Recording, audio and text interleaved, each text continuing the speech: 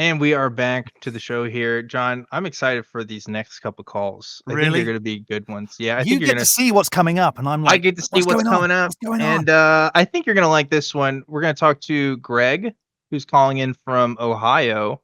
Greg, you're live on Truth Wanted. What's going on? Hello. I used to be Miles Anderson, fundamentalist, right?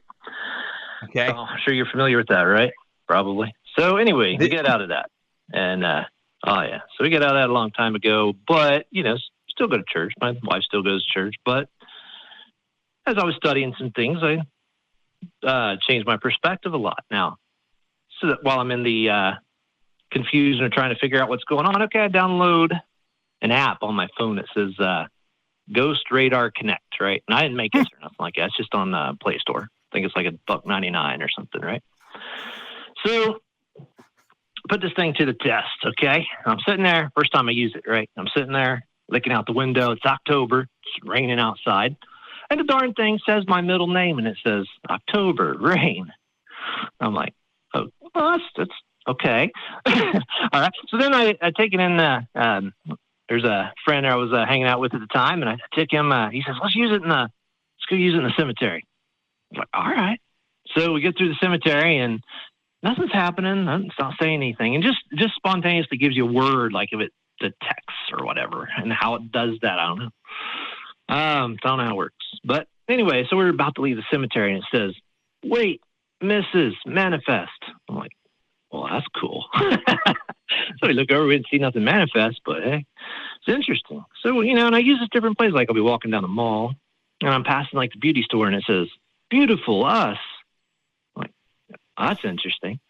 And then the other day, I take it and I'm going through the cemetery, a different cemetery, and I come up to a tombstone of a guy that died in the early 1800s, and spaced about 3 or 4 feet away from him is not his wife per se, but it says his consort on the tombstone. But I walk up to her, and immediately it says wife. I'm like, oh, that's interesting. like, no, I'm not his consort. I'm his wife. I'm like, okay, this is really interesting. Then I go to another. This is a really historic cemetery. It has some really important people too in American history, all Revolutionary War veterans and everything. And anyway, so I go to a house that was built by some of the families of these people in the cemetery. It's a big mansion, right? Mm-hmm. And I guess there's a bunch of ghost people in there, right? I didn't even know that at the time. I just was like, I just want to see what's in this building, yeah. And so I go in there, and they say, okay, for $10 you can walk around this mansion, and let us know if you hear any ghosts or anything. Okay, why not? I'm interested in history. I want to check out the mansion. So I walk in there, and the second I step into this room, that there's a sign on the door that says music room. I walk in there, and it says sing.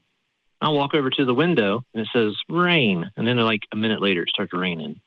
Huh. And I'm kind of walking around this place. It's pretty big. So like I can't find my way back right away, because, I haven't been in there before.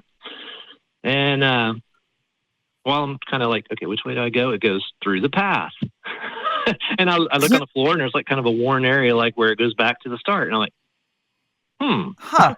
Okay. Oh. So I go, okay, a little path. I go back to the front, and I'm telling the two girls there that are running this old mansion, built back in the 1830s, and or 40s or something like that. And I'm telling them, what's going on. And they're talking about the ghosts and the ghost tours they do and all this. I'm like, okay, and they think it's all haunted and everything. And I noticed they get you get a pendulum and a dowsing rod, okay, for sale, right? I said, you guys ever use those? Or do they mean anything to you? They're like, oh yeah, we use them all the time. I said, all right, can you show me? She's like, oh yeah, sure, no problem. She says, here, we'll see if they'll answer us, right? So she picks up the pendulum, and she's trying to she asked the ghost or whatever. She's holding the pendulum, and it's just like a quartz crystal maybe, and it's just on it like a metal chain, and so she's holding it, and her arms are real still, and I'm like 2 feet from her hands because I want to see her move this thing, right? And she says, okay, if you want to say yes to my questions, make it go in a circle, and that thing starts going in a big circle, not like little tiny where you'd have to guess whether or not it's really doing it. I mean, it's really going. So Okay. I'm just going to jump And- in a second. Just going to jump in just a second Yeah, because yeah, there's okay. a lot. That's a lot to Stuff take in. to take. There's lots to There's take in. lots of. If we were to break up all of this into miniature stories, like even just Mhm. the pendulum swinging. So this woman, she works in the ghost hunting place. Is that what you said? And she was holding the She's a pendulum. ghost and tour guide. a ghost tour guide. That's Yeah. something Yeah, I need to she go is. and do. Yeah, she runs ghost like the tour. ghost Yeah. tours of the town and that Okay. kind of stuff. So right? what? So are you saying you're saying that you are a believer now? You weren't, but now you are in the supernatural, like spiritual realm. Is that what we're saying? Well, there's some. Oh, it gets creepier, man. There's some weird things that go on. Like I know this. Well, yeah, but guy just that- like a friend- yes or no. Like, Yeah. where do you stand on the spirit realm? Are you a believer or are you a non-believer? I'm saying I'm seeing something happen, and Okay. I can't say for sure what it is. So I'm kind of like, Okay. you know, I don't So, know, but kinda so like because you figuring out can't explain what's something, going does on that here. then necessarily does that make it so? Just because you can't explain a phenomenon, because you don't have a reason because, for like, it, does back that in then mean 1800s, right? Yeah, right? like Madame Blavatsky, right? You know, like they'd have the mistresses and they'd make the tables rise, and then people would go Yeah. and investigate them, and like Sure. Manly P. Hall would like go investigate. Right. They would prove them wrong and stuff like that. So I know Yeah. people with financial interests they might have some gimmick Sure. with this, right? Yeah. Sure. So I'm Sure. like 2 feet. I'm aware of this, right? I mean, I've read Yeah. so much. Like I'm an avid reader. I know, a lot of history on this. So I'm checking this girl's arm, and I'm like, is this thing gonna, And I thought I saw her hand move just a teeny little bit. Sure. So I told her, I think, it kind of looked like your hand moved just a little bit right then. Yeah. On where I'd walked around the mansion, and it says observe, and then right then her hand like locked in place, like it didn't move even the tiniest little fraction of a bit. I'm gonna jump in. I'm gonna jump in a second because I'm gonna stop you just for a second, Greg. I'm really enjoying this. However, hand movements are a very subtle thing. And I'm not saying this is what happened, but I'm going to demonstrate something. I have a key here, and I don't know if you'll be able to see the key, but this key, if you look at it, just it slowly, ever so slightly, just starts. I don't have to move my hand, and it turns by itself. Look at that. And He's doing Penn that and was- Teller over here. What That the was fuck? real spirits just moved this key right on my hand. I don't know why I even have this in this little box, but you don't have to see. I'm not sure what's going on. But you Yeah. will enjoy that. Trust me. Go back. You'll see some real spirits interacting with me. Right. But you don't actually have to move your hand very much No. to make something happen. Is where I'm saying on that. So No, I you agree. I can agree. break these little stories down into sections and go, okay, a word appeared. It wasn't the same word that was on this gravestone, but it was very similar. So that must mean that it was Right, X. Yeah, you can. Yeah. Right? Doesn't necessarily make it so though. Yeah. Is what I'm saying. But Right. I'm loving the stories. Yeah. I know.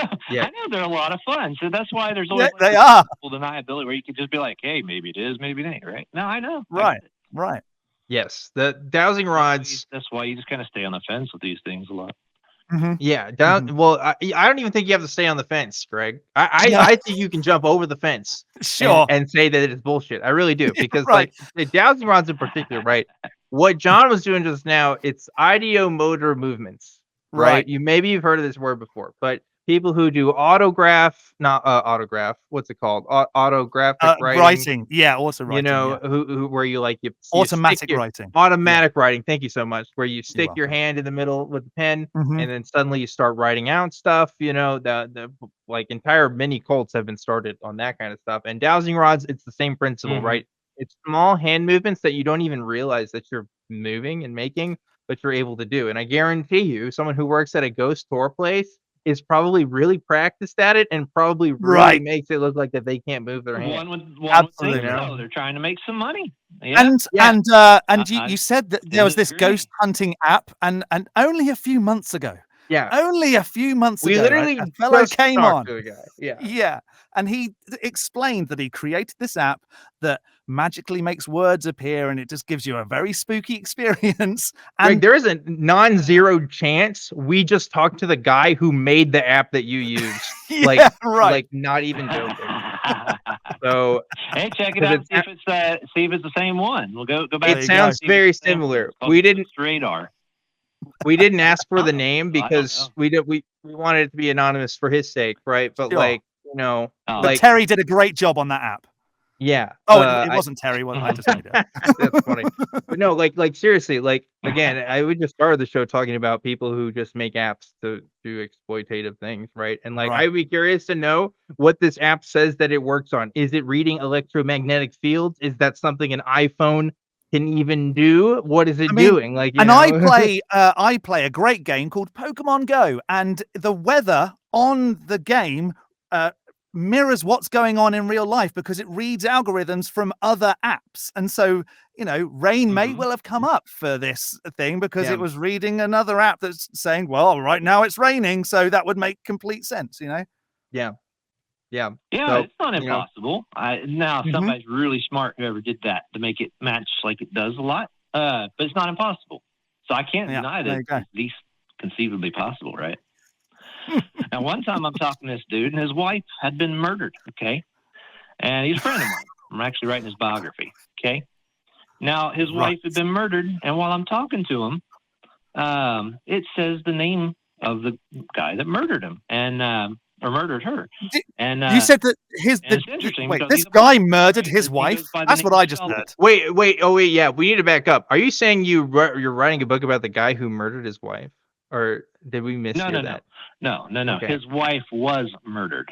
No. Okay. That makes a lot more sense. Yeah, that's a thing you need to report to the police right there. Yeah.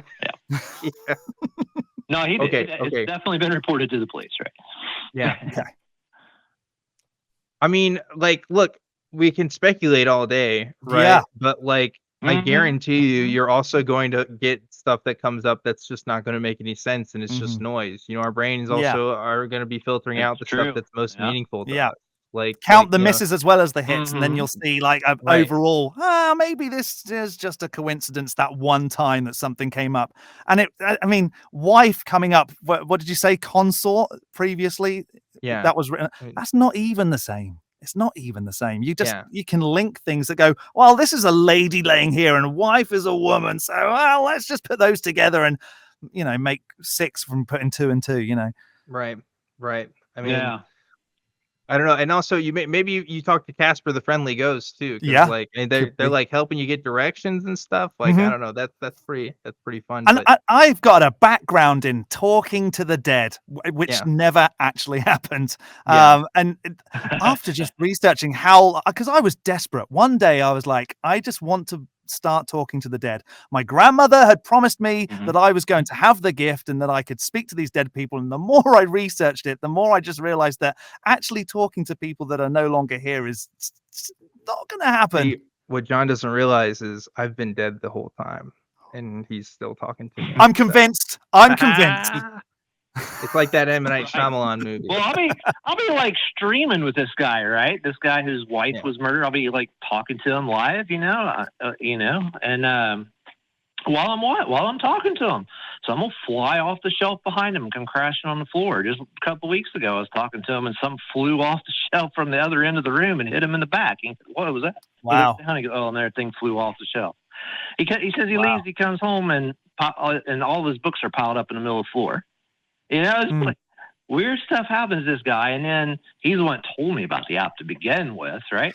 So I had a weird thing happen to me. I'm gonna interrupt with another thing. I part-time work at a local theater, and it's supposedly haunted. Okay, there's a lady called Loretta died there, and I plugged my phone in to the sound system because I was playing some sound effects for a rehearsal that I was a part of. And we stopped the music, and half an hour later, an actual 30 minutes, maybe a little bit longer, a random song just started playing. No one was near the phone.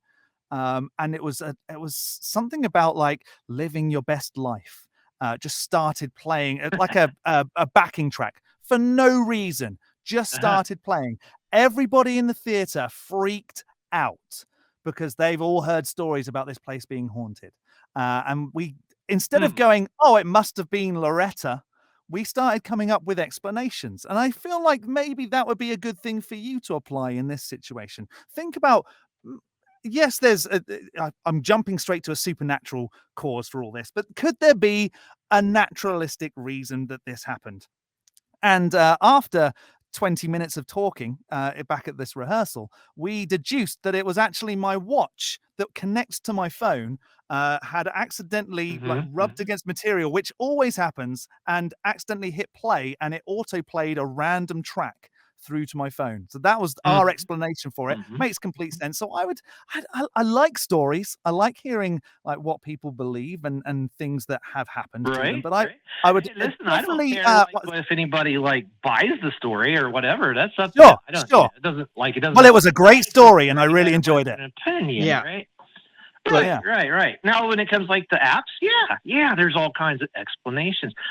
I don't know the explanations for things flying off shelves. I mean, I would, well, and that's nothing to do with the app. Let's go back to the app for a second. I'm just going to interrupt you again. I'd definitely look at the fine print on the app, because the guy that we spoke to who designed an app very much like the one you're describing, he actually said that in the fine print, it does say this is for entertainment purposes only. So I definitely pull that up. Well, of course. Yeah. Just have a look to see if that little text is there. Just, why not? Eh? Well, I bet it probably is. Right. There you go. Yeah. But Greg, when he said it's for entertainment purposes, have to like be interested, or is it just for fun? Right. No, no. It's not like an ambiguous Greg. I need to make sure you understand what we're saying when we say that. It's not just it could maybe be. He straight up told us, this is all bullshit. Like the app designer himself said, this is bullshit, and I'm putting this on here as a warning, not as an indicator. Right. Right. I'm just saying, I don't want you to tell the takeaway being like, maybe it is or maybe it isn't. Like, no. It definitely was. He said it wasn't. Full stop. This is not real. That app. You can have any app. That guy designed a BS app on purpose. Yeah, I get that. Yeah. Does that mean everybody that designed one did that? Okay, but I don't know. But who designed that? Who figured that out? Who was like, you know what? My iPhone has the capability to talk to dead people. Like, who did that? And like, what systems are they using? Right? Right. We know how iPhones work. Like, it's not a mystery how electronic communications works between like cell phones and stuff, right? Like, or what ID chips do in there, or microchips. Like, there has to be a physical process that is happening in order for that app to function. So that, and also, like, don't you think that? Function? Don't you think that the guys that made the iPhone went, this speaks to dead people. We need to stop selling this as a phone and completely remarket it for this thing that talks to dead people, because that's the thing it does best. I'm sorry. I don't know. I think we belabored the point here, Greg. We got to talk to some other people, but we've given. Hopefully, you've told us our stories and we've given our perspectives. I hope that you can take away with something learned, or at least something to consider. Right? Sure. Well, right. Not that I didn't know your perspective on it already, but I think who knows? Leave it up there. Most not that guy's app though. That guy was telling you that one. I don't know about all of them. I don't know. Maybe they all are. Right. Greg, I think they all are. That's my take. And I'll say this too. I don't think you should base your evidence on ghosts based on the ghost tourist people, because they're in the same boat. If you ever, they need to make money somehow. My family's still in Louisiana. It's a niche industry there where you just become a ghost tour guide and they tell you the stories to tell and the little tricks and stuff. It's all theater. There's a reason why it's all the local community theater folks that also have jobs as the ghost tour guides. Like that is an industrial complex that's happening, But anyway, we've given our takes. I think we belabored the point. I enjoyed that.